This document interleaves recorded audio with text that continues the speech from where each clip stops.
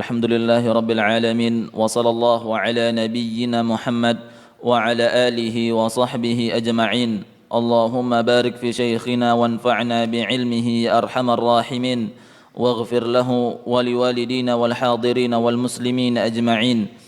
قال الإمام أبو الحسين مسلم بن حجاج بن مسلم رحمه الله تعالى في كتابه كتاب النكاح باب الصداق وجواز قونه تعليم القرآن وخاتم حديد وغير ذلك من قليل وكثير واستحباب كونه 500 درهم لمن لا يجحف به. وقال حدثناه خلف ابن هشام قال حدثنا حماد بن زيد وقال حدثنيه زهير بن حرب قال حدثنا سفيان بن عيينة وقال حدثنا إسحاق بن إبراهيم الدوردي وقال حدثنا أبو بكر بن أبي شيبة قال حدثنا حسين بن علي عن زائدة كلهم عن أبي هازم عن سهل بن سعد بهذا الحديث يزيد بعضهم على بعض غير أن في حديث زائدة قال انطلق فقد زوجتكها فعلمها من القرآن. وقال حدثنا إسحاق ابن إبراهيم قال أخبرنا عبد العزيز ابن محمد قال حدثني يزيد ابن عبد الله بن أسامة ابن الهاد وقال حدثني محمد بن أبي عمر المكي واللفظ له قال حدثنا عبد العزيز أن يزيد عن محمد بن إبراهيم أن أبي سلمة بن عبد الرحمن أنه قال سألت عائشة زوج النبي صلى الله عليه وسلم كم كان صداق رسول الله صلى الله عليه وسلم قالت كان صداقه لأزواجه 12 أوقية ونشا قالت أتدري ما نشوا قال قلت لا قالت نصف أوقية فتلك 500 درهم فهذا صداق رسول الله صلى الله عليه وسلم لأزواجه. الحمد لله رب العالمين والصلاة والسلام على أشرف الأنبياء والمرسلين وعلى آله وصحبه أجمعين. أشهد أن لا إله إلا الله وحده لا شريك له وأشهد أن محمدا عبده ورسوله. اللهم لا علم لنا إلا ما علمتنا إنك أنت العليم الحكيم. اللهم علمنا ما ينفعنا وانفعنا بما علمتنا وزدنا علما.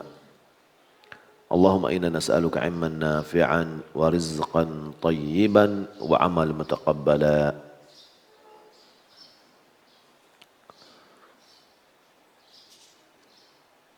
Hadis yang kedua yang dicantumkan oleh Imam Muslim di dalam bab ini yaitu hadis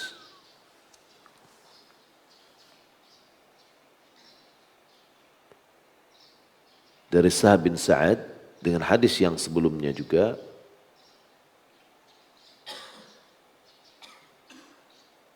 Di dalamnya ada tambahan intaliq faqad zawwajtukaha fa'allimha minal Qur'an.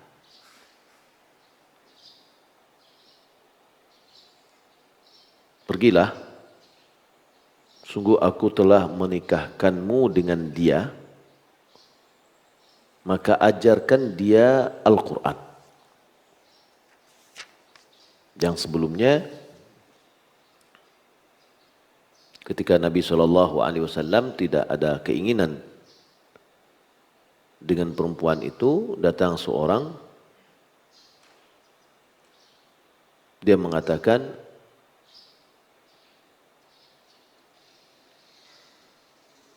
Ya Rasulullah, illam yakun laka biha hajatun fasawijniha.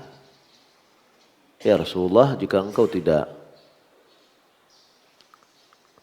memerlukannya, kamu tidak punya kebutuhan, maka nikahkan aku dengan dia. Lalu Nabi nanya, fahal indaka min syai'? Apakah engkau memiliki sesuatu? Qala la. Dia mengatakan tidak. Wallahi ya Rasulullah, demi Allah ya Rasulullah. Lalu Nabi mengatakan faqala idhhab ila ahlika fanzur hal tajidu syai'a. Pergilah engkau ke keluargamu, lihat apakah engkau mendapatkan sesuatu. Ada sesuatu yang bisa dijadikan sebagai mahar. Fadhahaba thumma raja'a. Dia pergi kemudian kembali lagi. Faqala la. Dia mengatakan tidak, dia tidak mendapatkan sesuatu dari keluarganya. Wallahi ma wajadtu syai'a. Demi Allah, aku tidak mendapatkan sesuatu. Faqala Rasulullah sallallahu alaihi wasallam, lalu Rasulullah bersabda, "Unzur walau khatiman min hadidin." Carilah, lihatlah, walaupun sebuah cincin dari besi. Fadhahaba thumma raja. Kemudian dia pergi dan kembali lagi.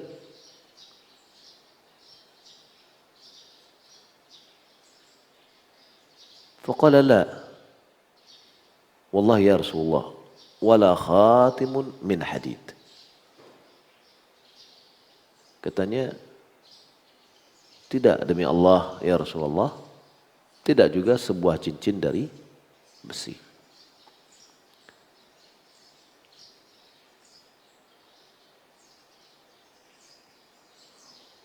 Ungkapan undur walau khataman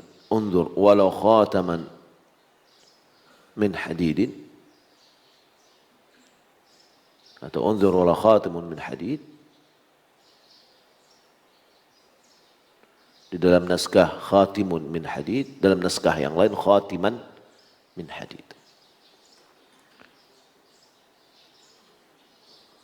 Ya, ini maknanya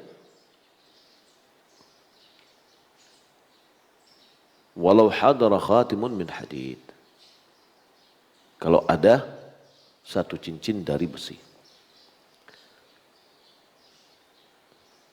Imam Nawawi mengatakan wa fihi dalilun ala annahu yustahabbu alla yan'aqida an-nikahu illa bisadaqin. Dalam ungkapan ini terdapat dalil, ya, faedah, ya. Faedahnya bahwa dianjurkan tidaklah melaksanakan pernikahan kecuali dengan sebuah mahar.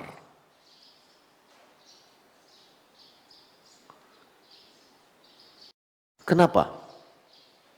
Yani maksudnya harus jelas ini maharnya, gitu. Li'annahu aqta' lin-niza' wa anfa' lil-mar'ati min haitsu annahu law hasala talaqun qabla ad-dukhuli wajaba nisful musamma. Jadi dianjurkan tidaklah terjadi akad pernikahan kecuali dengan sebuah mahar yang telah disebutkan, ditentukan. Untuk apa gunanya? Untuk hal itu lebih menghindari pertengkaran, perselisihan. Karena telah disebut, sudah tahu apa maharnya. Kalau di mana, kalau seandainya terjadi talak sebelum bercampur dengan istri. Ya. Jadi pagi dia akad, sore mungkin kalau main wea-weaan, tahunya ada yang memancing emosi, akhirnya jatuhkan talak misalnya. Jadi sebelum bercampur sudah dia talak, dan itu mungkin terjadi. Ya. Apakah dengan masa yang lama? Ya, masa yang lama. Misalkan antara akad dengan walimahnya lama, lalu baru bercampur setelah walimahan. Dan itu apa gunanya? Walimah itu kan untuk mengumumkan kepada orang bahwa si fulan dan fulanah sudah sah menjadi suami istri. Kalau nyopai berdua-dua, jangan diingkari. Ya. Dan mulailah di situ bercampurnya mereka. Tapi kalau seandainya sudah akad langsung campur, walimahannya baru 4 bulan, 5 bulan atau 1 tahun setelah itu, ya nanti akan orang bisa menuduh gitu loh. Aku belum pernah walimahan tapi dia punya anaknya. Nah, karena tidak diketahui oleh orang kan. Salah satu tujuan dari walimahan itu. Nah, jadi kalau seandainya antara akad dengan walimahnya jarak terus terjadi perceraian, talak, sebelum mereka bercampur, maka wajiblah si suami membayar separuh dari mahar yang telah ditentukan. Ya. Nah, kalau seandainya sudah disebutkan khatamun min hadid, satu cincin, sebuah cincin dari besi, udah tahu nih apa yang harus didapatkan. Ya, dan itu juga lebih bermanfaat untuk wanita, ya. Falau lam takun tasmiyatun atau falam takun tasmiyatun lam yajib sadaq bal tajibul mut'ah. Kalau seandainya belum disebutkan maharnya, maka tentu nggak tahu apa yang mau dikasih. Ya, tidak diwajibkan mahar, tapi wajib memberi mut'ah. Mut'ah itu apa? Ya, ini uang, harta. Ya, uang yang dibayarkan kepada istri. Falau aqadan nikah bila sadaqin sah. Kalau seandainya terjadi talak, kalau seandainya terjadi akad nikah tanpa disebutkan mahar, sah. Mahar itu harus dibayar. Ya, maka kemarin kita sebutkan, kalau tidak disebutkan mahar waktu akad, pernikahannya sah. Tapi wajib suami memberikan mahar mithil, yaitu mahar yang lumrah bagi seorang wanita yang dinikahi oleh seorang laki-laki di negeri itu. Apa yang lumrah gitu. Qala Allah Ta'ala la junaha 'alaikum in talaqtumun nisa ma lam tamassuhum ma lam tamassuhunna aw tafridu lahunna fariḍah. Tidak apa-apa bagimu jika kamu mentalak istri yang belum engkau sentuh. Belum kamu sentuh atau belum engkau tetapkan bagi mereka maharnya. Ya. Fahadha tasrihun bisihhatin nikah. Wat talaq min ghairi mahrin.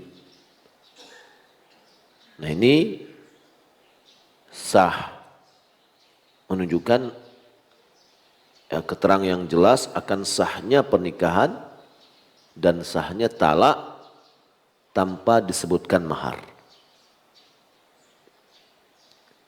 Summa yajibu lahal mahar. Kemudian dia wajib mendapatkan mahar. Tidak disebutkan, tidak ada masalah, boleh. Tapi dia dapatkan mahar. Gitu. Wahal yajibul bil aqdi am bid dukhul. apakah mahar ini sudah wajib kepada suami disebabkan akad pernikahan yang dilaksanakan atau disebabkan bercampurnya dengan istri? Ya, fihi khilafun masyhur. Dalam hal ini terdapat perbedaan ulama yang masyhur, yang tersohor ya. Wa ma qaulani lisyafi'i, ada dua pendapat bagi Imam Syafi'i, as-sahhuhuma bid-dukhul wa huwa dhahiru hadhil ayah. Pendapat yang terkuat dari Imam Syafi'i, dia mengatakan wajib karena akad, pendapat yang lain wajib karena bercampur. Pendapat yang terkuat dari Imam Syafi'i adalah wajibnya karena sudah bercampur. Maka wajib suami membayarkan maharnya. Wa huwa dhahiru hadhil ayah. Dan dia adalah zahirnya yang bisa dipahami dari ayat di atas, yaitu surat Al-Baqarah ayat 236. Tapi fi hadzal hadis, di dalam hadis ini, annahu yajuzu an yakuna as-sadaqu qalilan wa katsira mimma yatamawwalu idza tarada bihi zawjan lianna khatim al-hadidi fi nihayatin minal qillah. Dalam hadis ini faedah juga ya. Di dalam hadis ini terdapat faedah bahwa bolehnya mahar tersebut sedikit atau banyak. Boleh. Ya, mau harta yang banyak ya atau yang sedikit. Nilainya tidak seberapa. Boleh. Mimma yatamawwal, dari apa yang dimiliki, ya, harta yang dimiliki. Idza tarada bihi zawjan, az-zawjan, apabila kedua belah pihak suami istri ridha terhadap pemberian itu. Dia cincin dari basi, si istri ridha, ya sudah, alhamdulillah. Tapi istri dapat pengen ya sekilo ameh. Boleh enggak? Boleh. Tapi lain enggak suaminya punya. Ya, kalau enggak punya suaminya, ya kalau sekilo ameh enggak jadi nikah harus kan. Nah. Oh, kalau kiranya ini adalah punya toko ameh, ada kerjanya harus lah. Ya. Jadi kembali kesepakatan berdua, keridhaan berdua, dua belah pihak. Karena dalam ungkapan di atas, cincin besi itu adalah menunjukkan nilai yang paling rendah. Fi ghayatin minal qillah. Betul-betul rendah sekali itu kalau gitu. Ya. Basi terbuang dibuat cincin misalkan. Nah. Tapi ada sesuatu. Itu diungkapkan. Karena Nabi SAW memberikan solusi terakhir. Kayak tadi ya. Cincin. Cincin besi. Wahada madhab Syafi'i. Madhab Imam Syafi'i. Bahwasanya boleh banyak, boleh sedikit. Ya, sesuai kembali kepada keridhaan mereka berdua. Wa huwa madhab jamaahirul ulama minas salaf wal khalaf. Itu juga pendapat dari ulama yang terdahulu dan belakangan. Wa bihi qala Rabi'ah, dengan pendapat yang tadi juga Rabi'ah mengungkapkannya, Abu Zinad juga, Ibnu Abi Dhi'b juga, Yahya bin Sa'id juga, Al-Laits bin Sa'ad wa Thawri wal Auza'i wa Muslim bin Khalid Az-Zanji wa Ibn Abi Layla wa Dawud wa fuqaha ahli al-hadis. Yani ahli fikih dari kalangan ahli hadis, wa bin Wahb min ashabi Malik.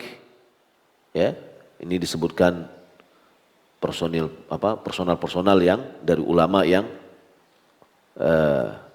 mengatakan pendapat yang sama. Qala al-Qadhi Iyad mengatakan huwa madhhabul ulama kafatan minal Hijaziyin wa Basariyin wal Kufiyin wa Syamiyin. Itu adalah pendapat ulama secara umum atau seluruhnya, baik dari ulama Hijaz. Hijaz ini yang mana nih? Mekah, Madinah. Ya. Kemudian Basrah, ulama di Basrah, ulama dari Kufah, ya. Itu Irak. Tapi dahulu terkenal dengan Basrah ya Basrah, Kufah ya Kufah, Baghdad ya Baghdad. Kemudian secara umum adalah Irak gitu ya. Kemudian Syamiyin. Syam itu yang mana? Syam mulai dari Palestina, Damaskus ya. Kemudian Halb. Itu adalah tempat di mana ulama dahulu banyak ya, berkembang di situ banyak sekali, maka itu dikatakan Syam. Ya, mungkin kalau dilihat Jordania, Suria, Libanon, kemudian Palestina, itu semuanya adalah Syam dahulunya. Taib. Wa ghairuhum annahu yajuzu ma tarada bihi zawjani min qillin wa kathirin. Yani dan yang lainnya daripada mereka yang mana mereka mengatakan boleh mahar itu apa yang saling mereka ridhai antara suami istri, baik minimalnya atau maksimalnya. Ya. Seperti saut, yaitu cambuk misalkan. Jadikannya cambuk sebagai mahar. Ya, agen ke istri, itu agen mereka. Ya, tapi itu anu menilai karena itu dia bisa jual. Dia bisa jual, kemudian dia bisa dapat manfaat.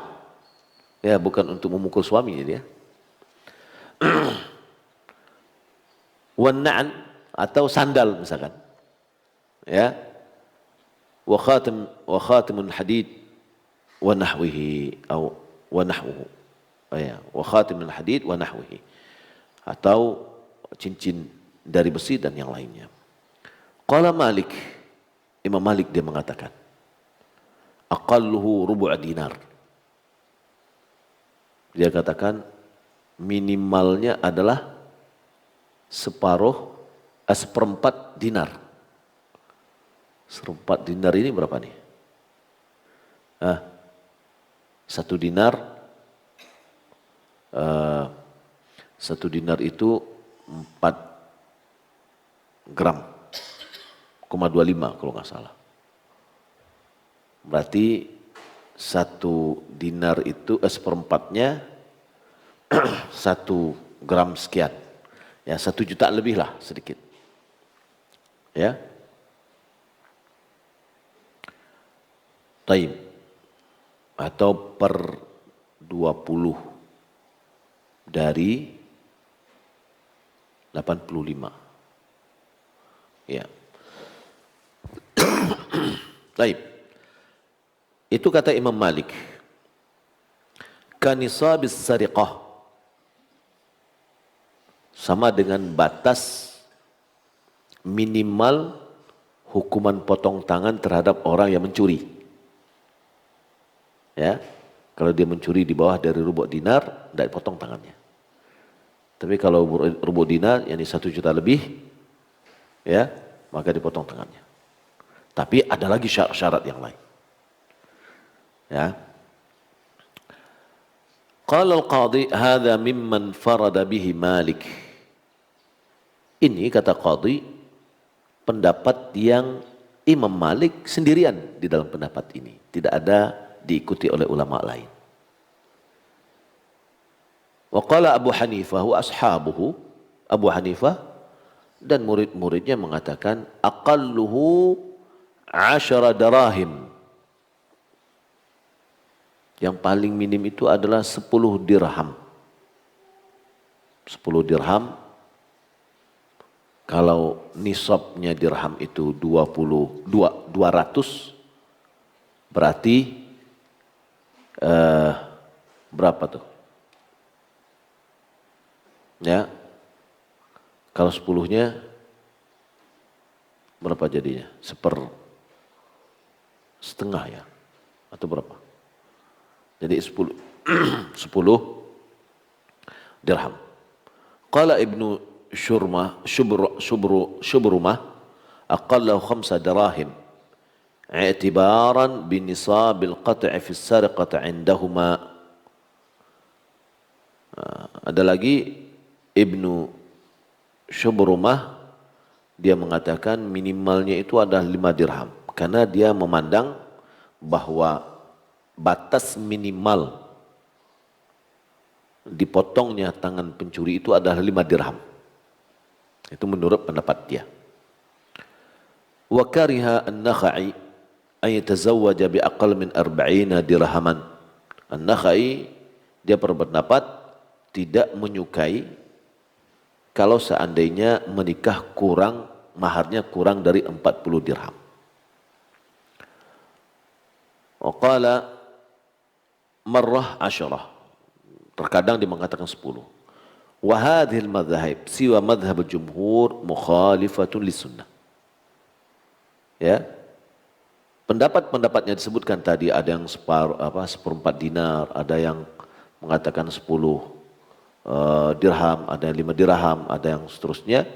Ini pendapat-pendapat ini selain dari pendapat jumhur yang tadi dikatakan bahwa berapapun minimalnya boleh, tapi diungkapkan paling minimal itu adalah cincin besi.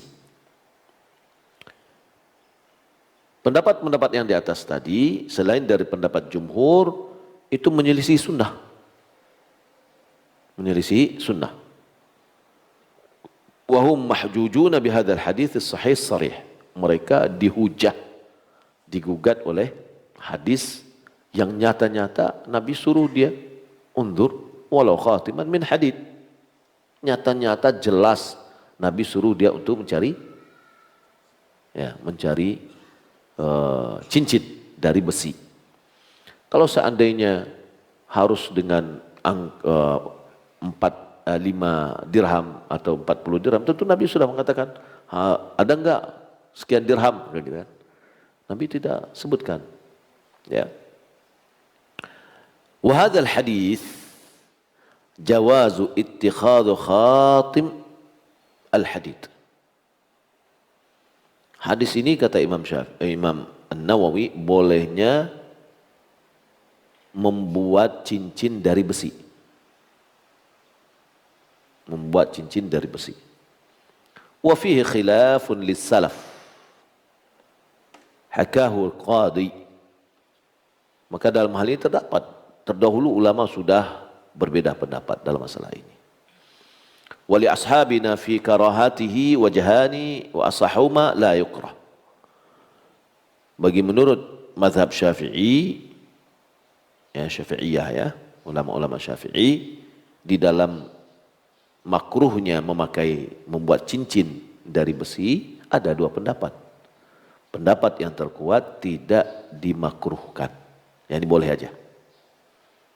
Li'anna al-hadits fi nahyi anhu dhaif.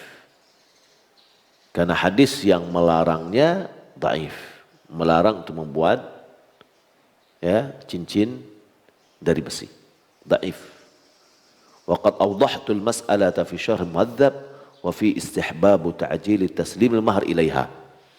Saya sudah memberikan penjelasan di sini di syarh muhadzab kata Imam An-Nawawi tentang pembahasan cincin boleh gak buat cincin dari besi atau tidak. Sebagian ulama mengatakan tidak boleh, makruh hukumnya. Kenapa?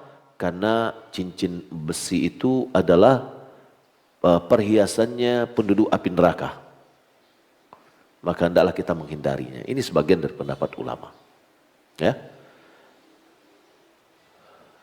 Imam Nawawi juga mengatakan dari ketika Nabi mengatakan apakah engkau punya mahar walaupun sebuah cincin dari besi, ungkapan ini ya, terdapat faedah, yaitu anjuran untuk menyegerakan penyerahan mahar kepada istri.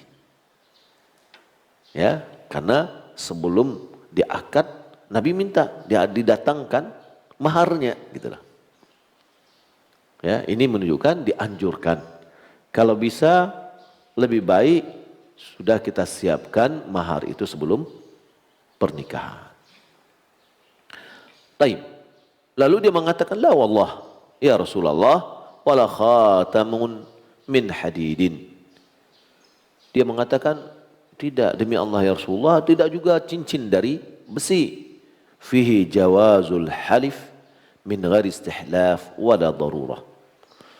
Di sini bolehnya bersumpah tanpa diminta. Lalu dia bersumpah demi Allah. Biasanya sumpah itu adalah untuk penekanan, yang memperkuat nilai dari ungkapan kita. Ya, jadi dia bersumpah. Nabi tidak minta dia bersumpah, tapi dia bersumpah demi Allah, saya enggak dapatkan. Ya, maka ini menunjukkan bolehnya bersumpah walaupun tidak diminta untuk bersumpah. Ya, tidak juga ada kedaruratan untuk dia bersumpah dalam kondisi ini, tapi boleh.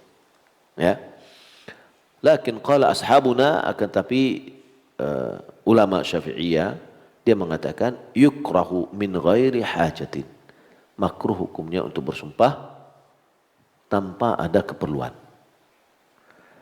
Wa hadha huwa muhtajan liyuakkidu qawlahu, liyuakkida qawlahu. Nah, dia di sini butuh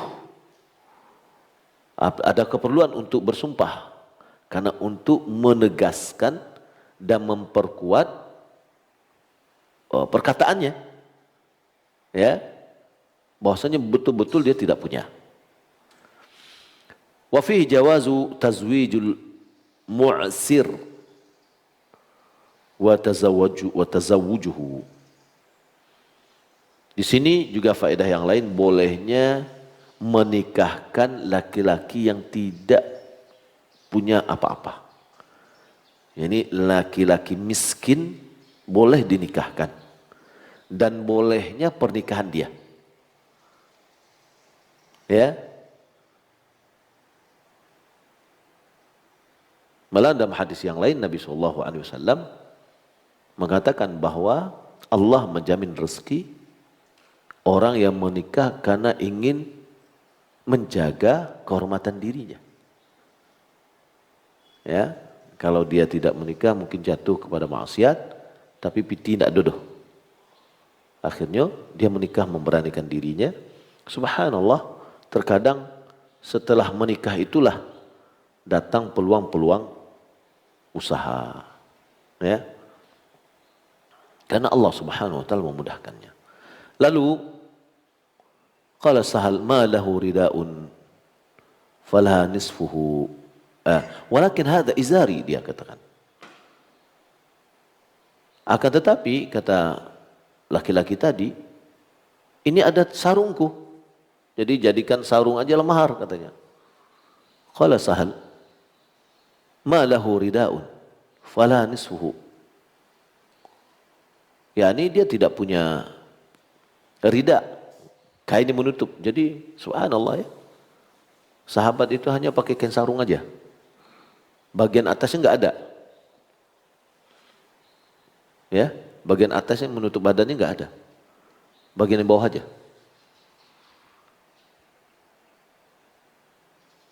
Faqala Rasulullah sallallahu alaihi wasallam, lalu Rasulullah mengatakan, ma tasna'u bi izarik in labithahu. Apa yang akan kamu lakukan dengan sarungmu jika engkau memakainya? Ya, lam yakun 'alaiha minhu syai'.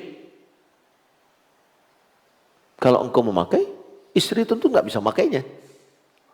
Karena yang pakai sarung ini cuma satu gitu loh. Kalau kita, sarung kita, ada yang sarung enggak pernah kita pakai. Ya, sarung cuma satu, itu yang melengket di badannya, itulah punya dia. Kalau seandainya dipakai untuk dia, istrinya apa dia? Tidak ada manfaatnya. Wa in labisathu ya lam yakun 'alaika minhu syai'. Jika dia memakai sarungmu, kamu enggak punya apa-apa. Ya. Jadi hanya memang satu itu sarung. Ya. Fihi dalilun ala nadhrin kabiril qaumi fi masalihihim. Ala nadhri kabiril qaumi fi masalihihim. Wa hidayatuhu iyahum ila ma fihi ar-rifqu bihim. Di sini terdapat faedah. Apa faedah yang bisa kita ambil? Bahwa kepala suku atau orang yang ditokohkan, hendaklah dia melihat kepada kemaslahatan rakyatnya, kemaslahatan kaumnya. Ya, Nabi SAW ketika melihat usulan dia bahwasanya izarnya ini yang sarungnya ini jadikan mahar, Nabi melihat kemaslahatan dia ini apa. Kalau dia pakai berarti dia tidak punya yang lain, kan gitu ya. Jadi suatu orang atau kepala suku, ya, orang yang ditokohkan, adalah dia melihat kemaslahatan untuk kaumnya. Wa hidayatuhu iyahum ila ma fihi ar-rifqu bihim. Membimbingnya, mengarahkannya kepada sesuatu yang yang lembut untuk mereka, yang baik untuk mereka. Ya, jadi bukan menyusahkan. Jadi idenya jangan ide-ide yang menyusahkan rakyat, gitu. Bukan menyusahkan kaum, tapi bagaimana lemah lembut dengan kaum. Sebagaimana kata Nabi SAW, Allahumma man waliya min amri ummati syai' farafaqa bihim farfuq bih. Ya Allah, siapa yang memiliki wewenang terhadap kaumnya, terhadap umatku, dia punya wewenang, diberikan sebuah wewenang, lalu dia bersikap lemah lembut dengan umat Nabi Muhammad ini, maka berlemah lembutlah kepadanya.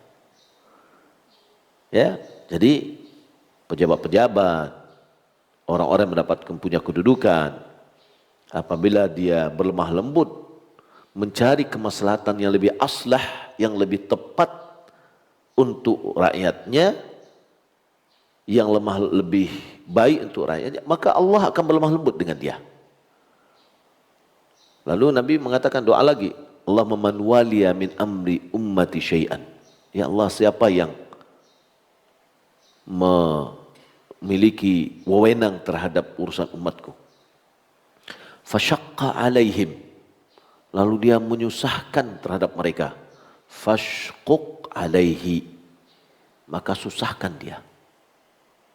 Jadi tidak ada konsep yang namanya selagi masih bisa dipersulit, kenapa dipermudah? Nggak ada konsep itu. Kalau begitu, Anda akan disusahkan oleh Allah. Jika Anda ingin dimudahkan oleh Allah, mudahkan urusan orang lain. Jadi selama masih bisa dipermudah, jangan dipersulit. Ya, selagi kan aturan itu kan ada, ranknya kan ada. Ya, kita bisa melihat kebijakan-kebijakan. Malahan kebijakan itu di atas dari aturan. Karena di situ dia akan melihat kemaslahatan-kemaslahatan yang perlu dipertimbangkan. Ya. Lalu wa fihi jawazu lubsir rajuli thawban imra'atihi idza radiyat. Di sini bolehnya laki-laki memakai kain istri, ya. Istri, milik istri ini. Jika istri ridha. Maka hukum asalnya punya istri nggak boleh dipakai oleh suami. Hukum asalnya. Kecuali kalau dia ridha. Boleh. Kalau dipaksa enggak. Ya, kan itu adalah hak istri. Enggak boleh kita paksa. Istri beli mobil, ya, lalu Istri tidak mau ngasih kepada suaminya, nggak boleh paksa. Ya, tapi kalau pandai kita mau uri-urinya, ya tidak akan mungkin lah akan menghalangi suaminya untuk pakai bagian dari. Kalau jangankan harta, jantungnya digawa, ya, dirinya dikasih, apalagi harta, kan gitu kan. Nah, akan tapi ya komunikasinya bagus. Au ghalaba ala dhanni ridaha, atau dia lebih dominan prasangkanya bahwasanya si istri ini mau. Ya kalau ini kayaknya mau nih. Boleh memakai. Wa huwal muradu fi hadzal hadis. Itu dengan hadis ini. Ya jadi kalau seandainya mahar ini kan sudah haknya istri. Ketika dipakai oleh suami, istri nggak punya. Sementara itu sudah haknya istri. Ya? Jadi kalau mahar yang sudah kasih kepada istri, jangan minta lagi ya. Ya. Kalau seandainya ada maharnya sebuah rumah misalkan, sudah nggak boleh lagi diminta. Itu haknya istri.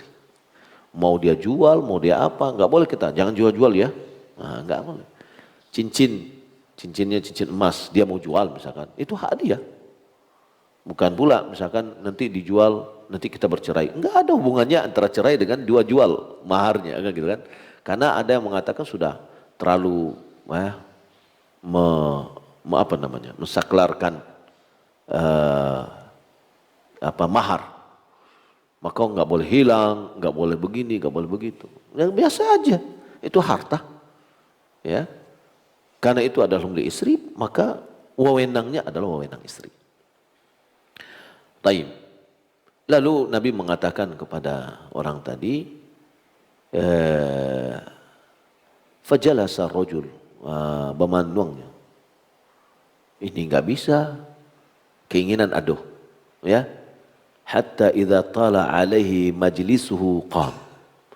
Lalunya bebanuang, lalunya kayaknya ada harapan nih kayaknya. Ya, lalu dia berdiri. Fara'ahu Rasulullah SAW muwalliyan. Lalu Nabi melihat dia berangkat pergi. Fa'amara bihi fadu'iyah. Nabi minta panggil dia. Ya, karena dia pergi, panggil dia, dipanggil.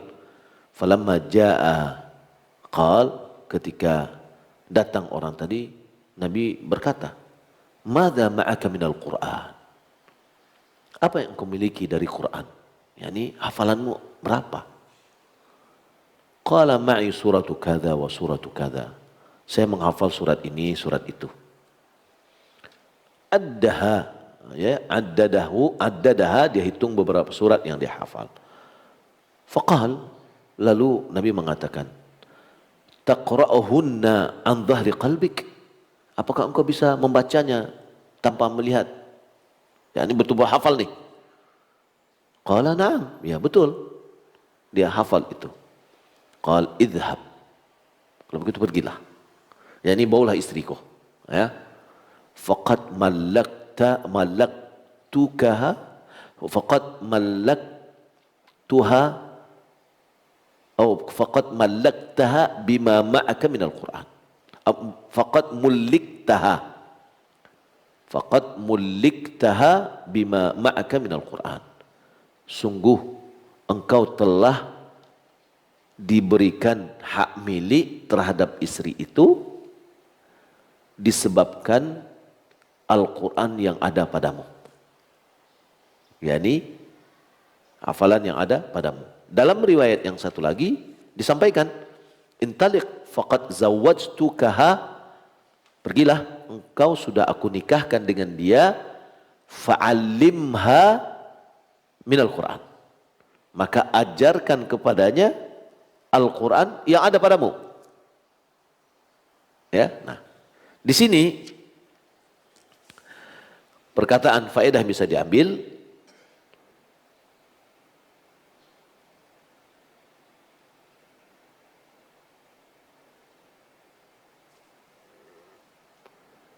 Baik. Idza faqad mulliktaha bitazwij sabiq. Wallahu a'lam. Dalam hadis ini, ya, fi hadzal hadis dalilun li jawazi kauni sadaq ta'limil Qur'an. Ta'lim al-Quran. Dalam hadis ini bolehnya Mahar itu dalam bentuk mengajarkan Al-Quran. Jadi ada jasa, ya, manfaat. Kalau hafalan dia sendiri, ya nggak ada manfaatnya dengan istri. Tapi ajarkan dia berarti ada manfaat yang diberikan. Ya, ada jasa. Wa jawazul istijar li ta'limil Quran. Bolehnya kita minta dibayar, ya, untuk mengajarkan Al-Quran. Tolong ajarkan Al-Quran, saya beri Anda sekian. Karena ini adalah jasa di dalam mengajar. Ya, karena itu jasa, dia bisa disewakan, kan gitu ya. Ada jasa.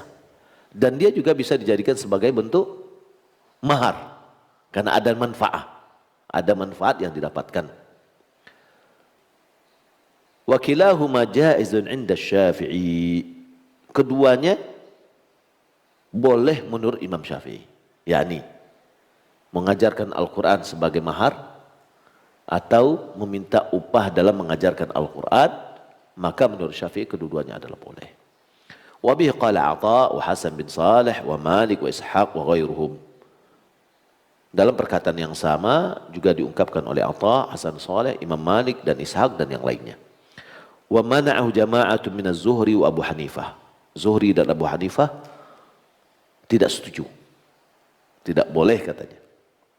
Ya, hadzal hadis ma'al hadits as-sahih inna haqqa ma akhastum alaihi ajra kitabullah. Hadis ini dan hadis yang lain sahih bahwasanya Nabi mengatakan yang lebih berhak engkau ambil upah, ya, di atasnya adalah kitabullah, kitab Allah.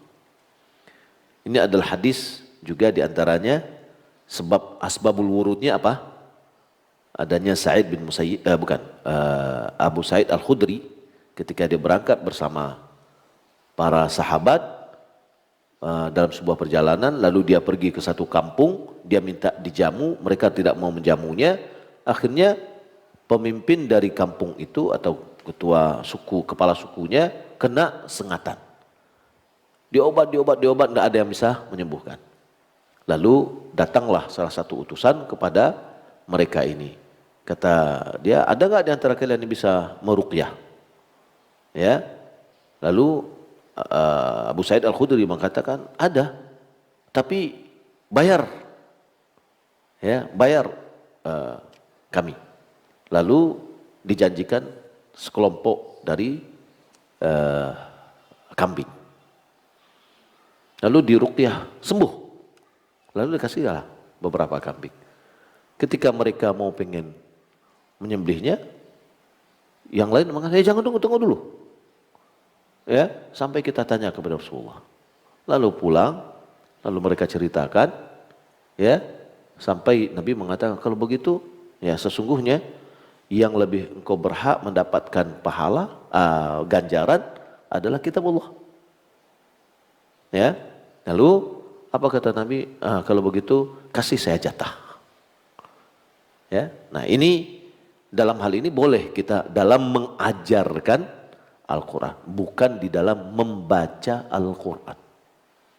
Kalau membaca Al-Quran itu adalah ibadah kita sendiri. Ya, ibadah kita. Ibadah kita tidak perlu minta upah. Ya, begitu juga misalkan jadi imam, jadi muazin, nggak boleh jadi cari upah dengan azannya, dengan imamnya, sholatnya. Tapi kenapa kadang-kadang kita kasih garin, kita kasih dana, imam tetap kita kasih? Karena dia sudah meluangkan waktunya, maka uang yang kita kasih itu ada kompensasi dari waktu yang sudah dia luangkan untuk itu. Karena dia boleh jadi dia sholat di tempat yang lain. Untuk beraktivitas dia, berusaha dia boleh jadi sholat di mana, di masjid manapun juga. Tapi ketika kita ikat dia sudah mengkhususkan waktu untuk masjid tertentu, maka kompensasinya kita berikan, ya, sebagai dalam bentuk harta. Maka itu boleh. Ya, ada yang dia korbankan. Nah, di sini dalam mengajarkan Al-Quran itu adalah jasa. Ya, itu adalah jasa. Wa yuradani qawlu man man'a dzalik. Dua hadis tersebut membantah orang yang mengatakan tidak boleh. Wa naqala Qadhi Iyad jawazul istijar bil ta'lim al-Quran min al-ulama kafatan su Abi Hanifah. Qadhi Iyad dia mengatakan bolehnya istijar meminta upah dalam mengajarkan Al-Quran dari kalangan ulama seluruhnya kecuali Abu Hanifah. Abu Hanifah mengatakan tidak boleh. Wallahu ta'ala alam. Ya, kita cukupkan sampai di sini. Ini masih pembahasan kita masih belum lagi maharnya Rasulullah SAW ya. Baik, kita lihat satu pertanyaan.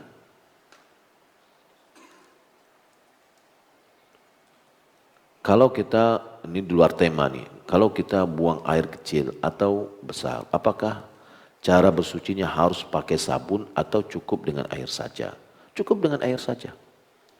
Ya. Malahan kalau seandainya ada air, ada batu, boleh kita pakai satu di antara dua. Boleh batu aja, boleh air, boleh kedua-duanya. Ya, kalau seandainya ada tisu, ada air. Tisu adalah pengganti dari batu. Kita boleh pakai. Bagaimana caranya? Mana yang dulu? Air dulu atau tisu? Air dulu, kemudian tisu. Maka tisu gunanya untuk melap, bukan untuk beristinja. Maka kita pakai tisu dulu, baru kita pakai air. Agar ya, yang membersihkannya itu tisu. Yang membersihkannya tisu. Sehingga meringankan meringankan sentuhan tangan kita dengan najis. Kalau dengan batu udah pasti. Orang mengatakan pasti batu dulu, baru setelah itu air. Kayak gitu ya, nggak mungkin air dulu setelah itu pakai batu. Untuk apa gunanya batu? Ya, maka kalau tisu pada umumnya kan begitu, untuk melap. Sebenarnya enggak. Seharusnya adalah tisu dulu, kemudian baru air. Wallahu ta'ala, dan tidak perlu pakai sabun. Kalau mau pakai sabun boleh, ya, tapi tidak disyaratkan. Bagi orang yang tidak melakukan sholat subuh berjamaah di masjid karena suatu sebab, tapi hanya mendengar kajian saja, apakah ada sholat syuruk baginya? Kalau sholat syuruk itu dia hadir sholat berjamaah di masjid. Ya, disyaratkan dalam hadis itu adalah kehadiran berjamaah di masjid. Wallahu a'lam.